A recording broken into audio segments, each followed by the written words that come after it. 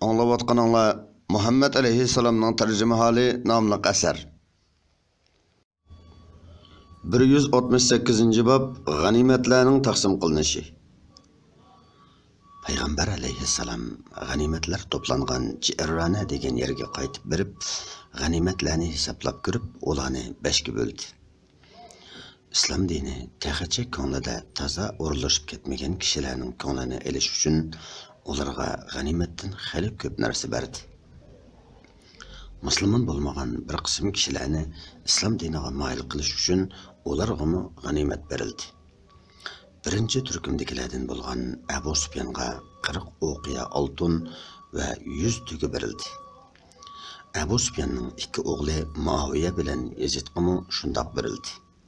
Ebu Süfyan Peygamber Aleyhisselam'a ata-anam sana fida bolsun ki sen tinchlik sharoitida mı, urush sharoitida mı mard ekansan dedi. Peygamber Aleyhisselam Ebu Süfyan'a qanchalik bergan bolsa, Hakim ibn Hizam'a shunchalik berdi. Hakim yana berishini so'radi, onunğa yana shunchalik berdi. O yana berishini so'radi, Peygamber Aleyhisselam onunğa yana shunchalik bergandan keyin, ey Hakim, mal degan chiroyli shirin narsa, qanoat bilan olsa uning barakati bo'ladi. Ochko'zlik bilan olsa uning barakati bo'lmaydi. Mundaq odam xuddi yeb to'ymaydigan odamga o'xshaydi. Bergan qo'l tiligan qo'ldan yaxshi dedi. Shuning bilan Hakim dastlab berilgan 100 tugini elib, qolganini olmadi va seni haq payg'ambar qilib avatgan Alloh bilan qasamki, sendin kin taki dunyodan o'tgucha hech kimdan bir narsa olmayman dedi. Rasulullah'dan kin xalifalar Hakimga xazinadan tegishli mal bersimi, u olmaydi. Yana İbn Hisniga 100 tugi berildi. Aqra ibn Habis, Abbas ibn Mardaslag'imi 100 dan tugi berildi. Safvan ibn Umayyaga bir yaylaq kelgudek chorva berildi. Aslida Safvanning bu chorvalarga ko'zi tushgan edi. Peygamber Aleyhisselam onunğa chorvalarni ko'rsatib, bu chorvalar seni qiziqtiryapti dedi. Safvan, "Ha" dedi. Peygamber Aleyhisselam, "Olg'in, ularning hammasi sening bo'lsin" dedi. Safvankin, "Shu chaqda hech kim mendek xo'sh bo'lgan emas" degan. Safvanning musulmon bo'lishining sababi shu edi. Peygamber Aleyhisselam'ның mundaq so'g'ular berishdan maqsadi kishilarning ko'nglini mayil qilish va ularga islom dinini qabul qildirish bo'lib, bu bir xil diniy siyosat edi. Zakatning bir qismi islom diniga mayil qilinadiganlar uchun belgilangan edi. Peygamber Aleyhisselam'ның yuqorqi so'g'ulari cho'ng foyda keltirdi. Shu kuni so'g'u berilganlarning dillariga burun islom dini toza o'zlashib ketmagan edi. Keyin Safvan ibn Umayya, Muaviye ibn Abi Süfyan, Haris ibn Hisham ve başkalarına o'xshash kishilar musulmonlarning islom dini uchun foydasi zo'r cho'nglaridan bo'lib qoldi. Peygamber Aleyhisselam Zayd ibn Sabitni qolgan g'animatlarni hisoblab chiqib, g'ozilarga taqsim qilib berishga buyurdi. Bir qism sahroliklar to'plashib olib, g'animatni bo'lib bergin deb Peygamber Aleyhisselamni bir daraxtga qistab borgan edi. Daraxt Peygamber Aleyhisselam'ның to'nini ilib oldi. Bu chaqda Peygamber Aleyhisselam sahroliklarga, "Ey jamoat, to'nimni beringlar. Alloh bilan qasam qilamanki, qo'limda Tihamaning daraxtlarida ko'p mol bo'lsa-mu, o'zimga qoldirmay hammasini sizlarga bo'lib beraman. Men bexil, qo'rqinchoq, ko'zi kichik odam emasman" dedi. Ondan berib, ko'kining bir tal yong'ini ilib, "Ey jamoat, mana g'animatning 5dan biridan boshqa mushunchilikmi narsa tegmaydi. Tekkan 5dan birimi sizlarga qaytariladi. Sizlarning ehtiyojinglar uchun ishlatiladi. G'animatdan yangi chaqliq narsani olib qolmay, hammasini o'tirg'a tashlanglar. G'animatga xiyonat qilganlar qiyomat kuni rasvo bo'lib azobga qoladi" dedi. Şunun bilen ganimetten o'g'irliqcha olganlar bir asma qoldirmasdan qaytarib berdi. Ondan Peygamber Aleyhisselam ganimetni taqsim qilishga kirishib, piyadalariga 4 tuga 40 qo'y berdi. Otliqlarga buningdan 3 hassa ortiq berdi. Munofiqlardan biri qo'pib, bu taqsimotda Allohning roziligi ko'zda tutilmadi, dedi. Payg'ambar alayhissalomning ochiqi kelib, qizarib ketdi-da uningga: "Qara seni. Men adil bo'lmasam kim adil bo'ladi?" dedi. Lekin ochig'i berilib shaxsiy o'ch olmadi. Payg'ambar alayhissalom mundaq qilishdan xoli edi. Şuna faqat nasihat qilish va ogohlantirish bilan cheklandi. Ömer bilan Xolid ibn Valid: "Ey Rasululloh, onun kallasını alayli," deydi. Rasululloh: "Yo'q, o namoz o'qishi mumkin," dedi. Xolid: "Tili boshqa, dili boshqa namoz o'qiydiganlar ko'p-ku," dedi. Payg'ambar alayhissalom: "Men kishilarning qursiqini yerib ko'rishga buyurilganim yo'q," dedi. G'animatdan Qurayshlarga va boshqa qabilalarga berilib, Ansarlarga hech narsa berilmagan edi. Ansarlardan ba'zilari xafa bo'lib, "Qiziq ish-ku. G'animatdan Qurayshlarga berildi-yu, qilishlarimiz qonga bo'yalgan, biz quruq qolamdiq," dedi. Payg'ambar alayhissalom buni anglab, Ansarlarni yolg'iz bir yerga yig'ib dediki: "Ey Ansarlar jamoati, sizlar mundaq so'zlarni qilibsizlar. Men kelishdan ilgari sizlar gumroh edinglar. Alloh sizlarni men orqali hidoyat qildi. Kambag'al edinglar. Alloh sizlarni men orqali boy qildi.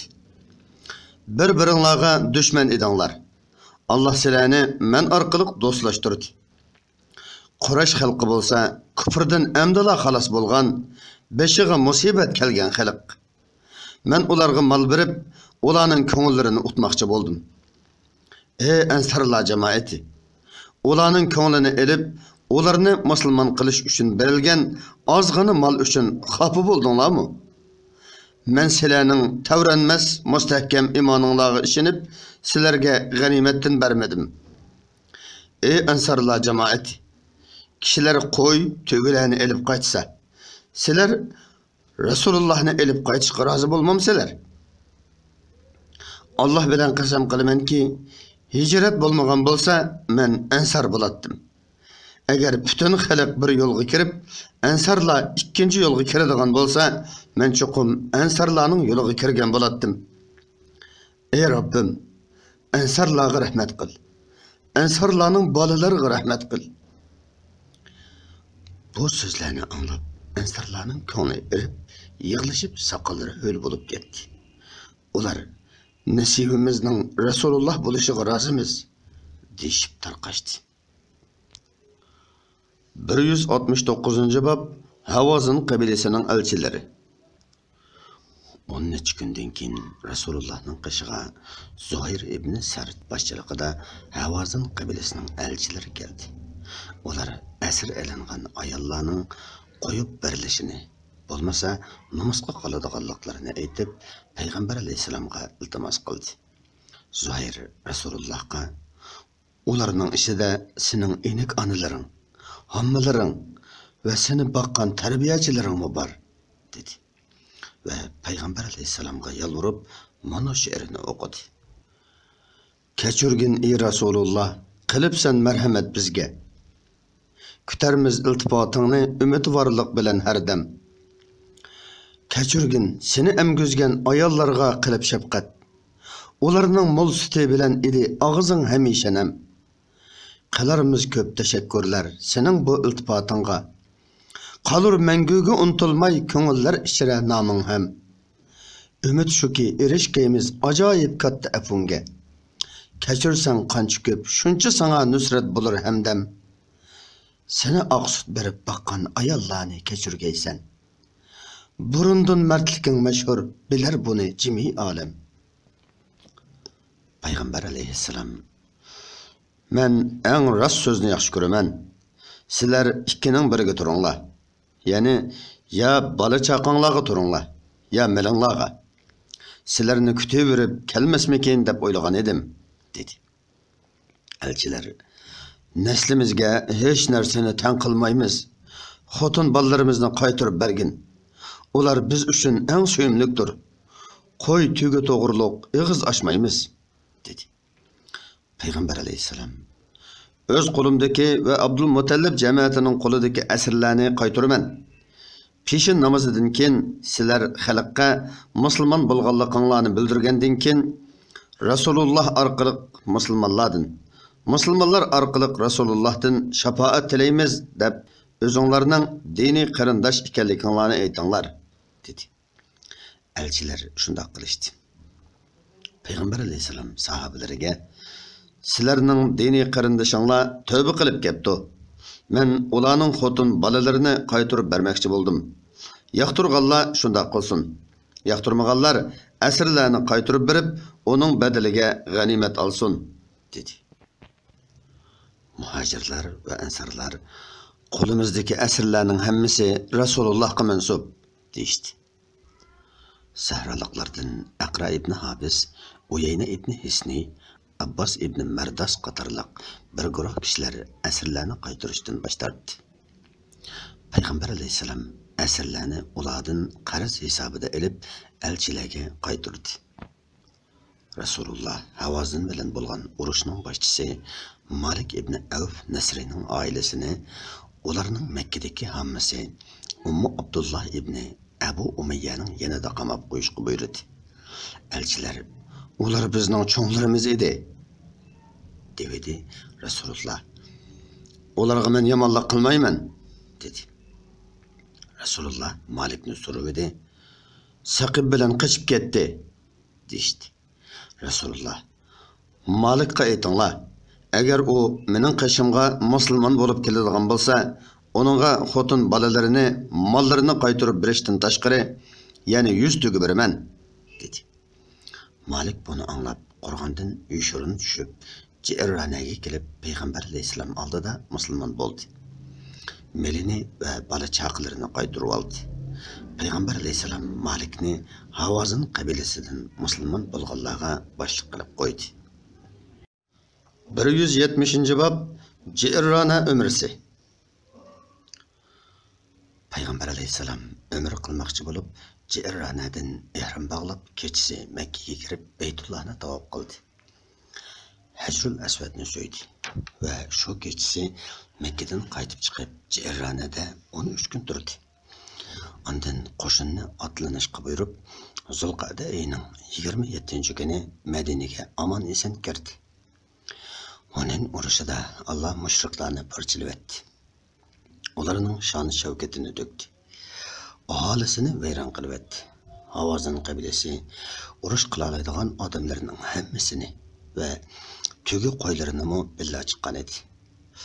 Alloh dushmanlarni mag'lub qilib, ularning mollarini musulmonlarga g'animat qilib berib, islom dinini kuchaytirish orqali mushriklarning hayvisini sundirdi.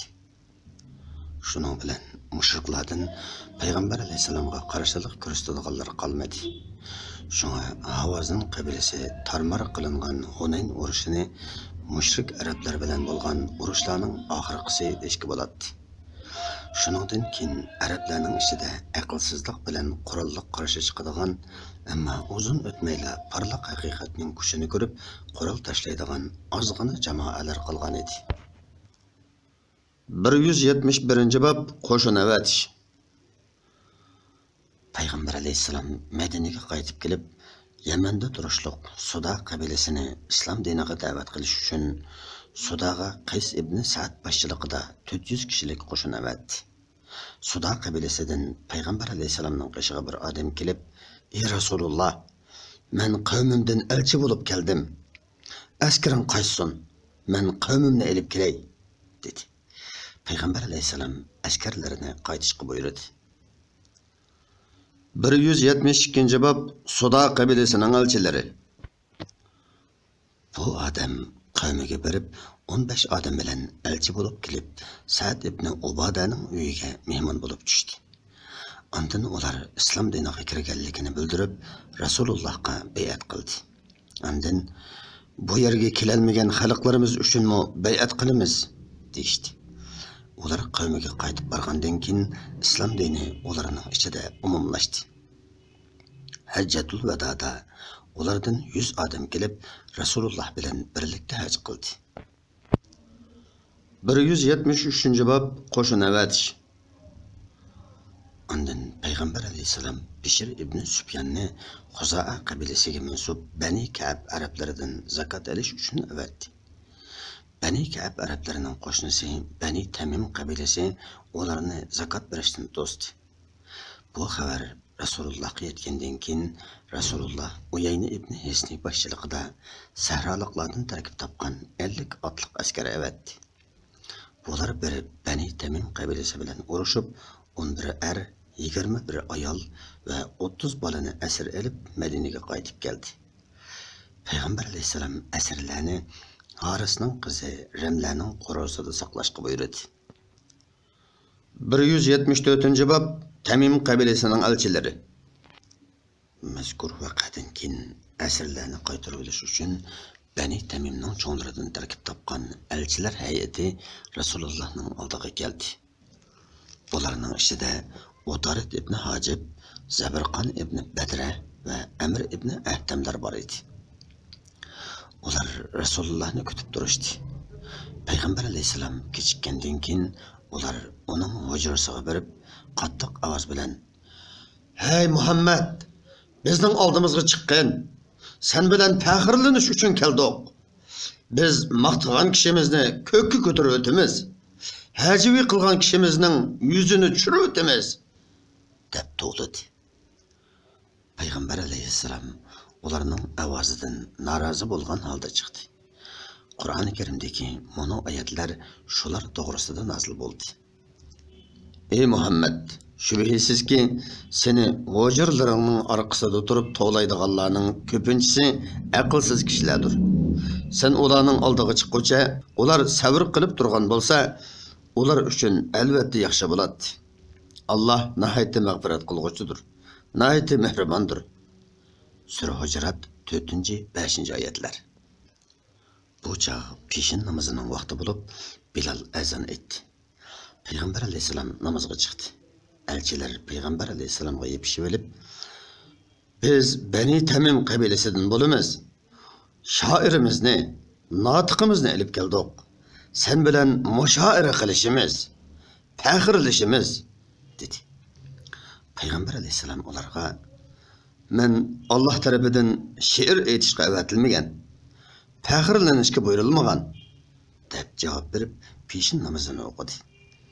Elchilar Peygamber aleyhisselamning cho'risiga yig'ilib, o'zlarining va ota-bobolarining shon sharafi bilan faxrlanishga boshladi. Amir ibn Ahtam Zabirqan ibn Badrni maqtab, "Uning so'rullarda gipi o'tidi. O öz kabilesinin hocası" dedi.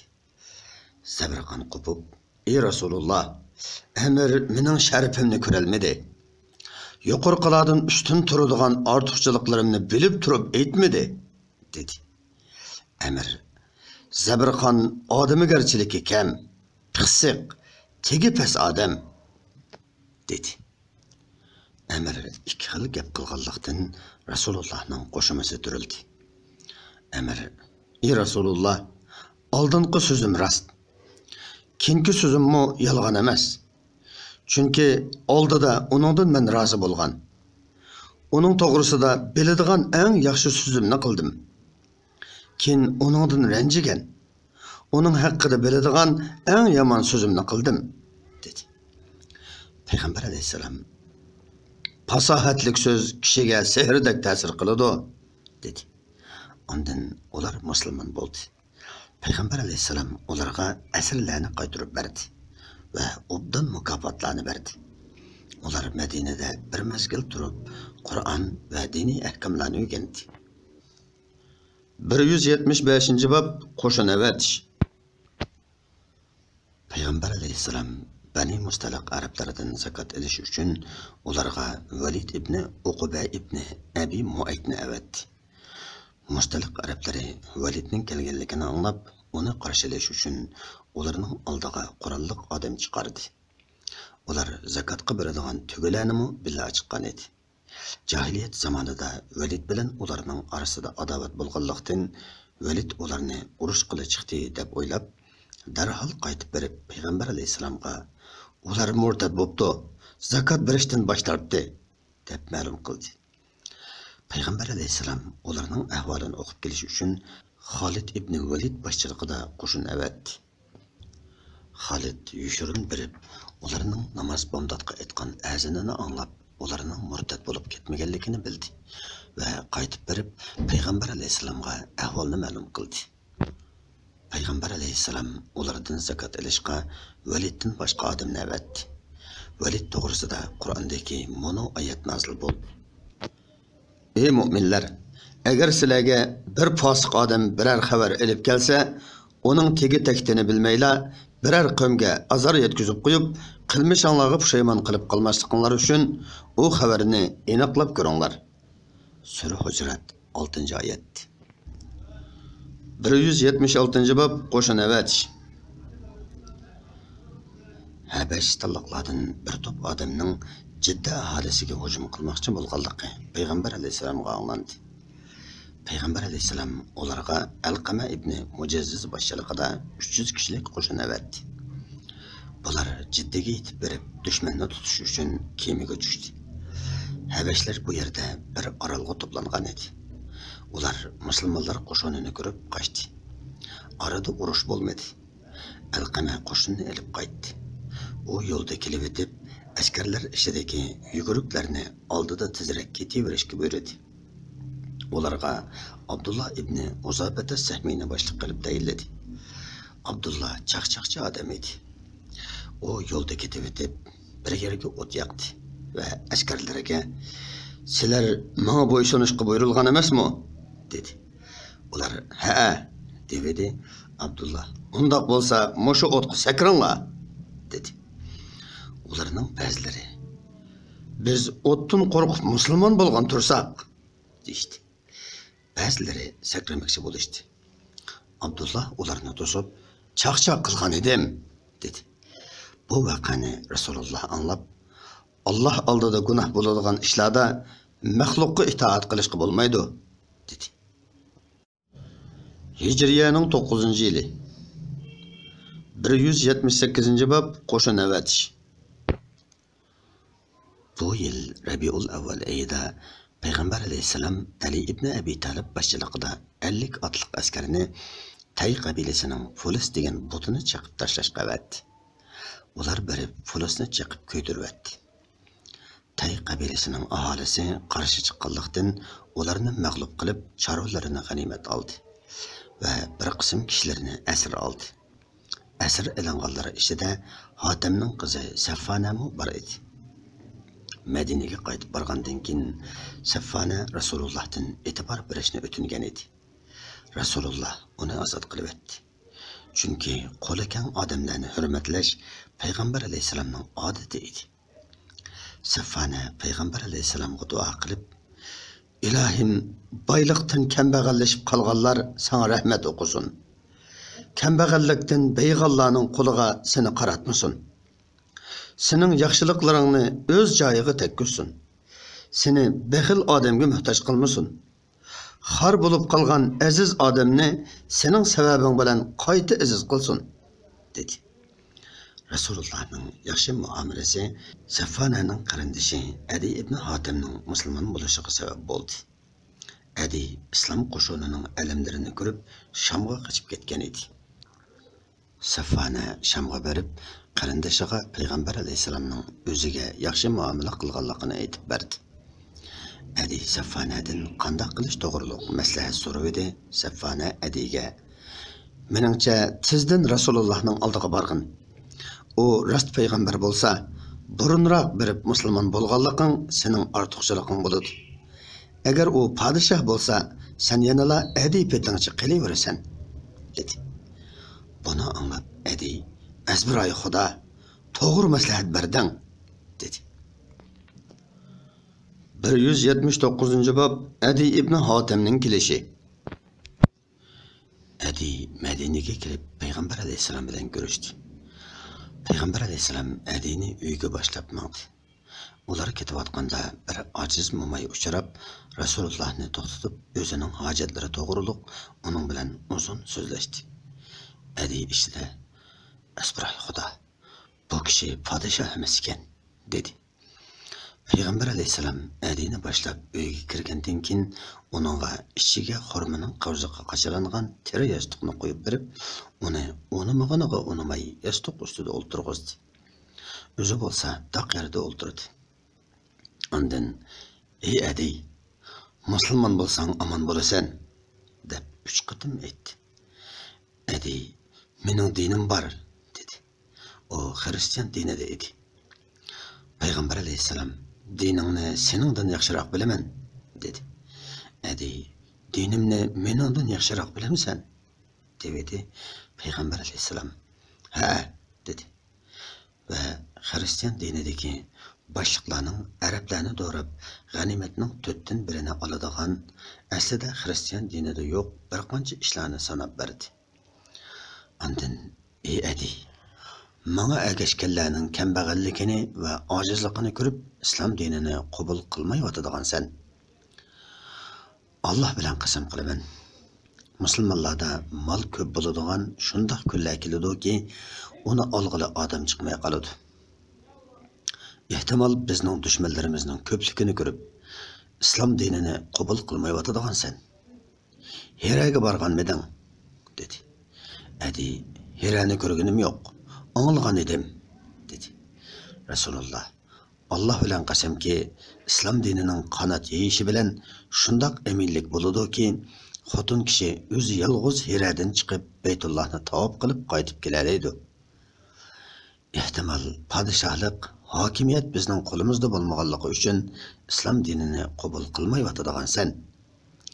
Alloh bilan qasamki, uzoq o'tmay Babilning oq saroylarining ishg'ol qilinganligini anglaysan, dedi. Shuning bilan adi musulmon bo'ldi va keyin Rasululloh aytgan ishlarning hammasini ko'rdi.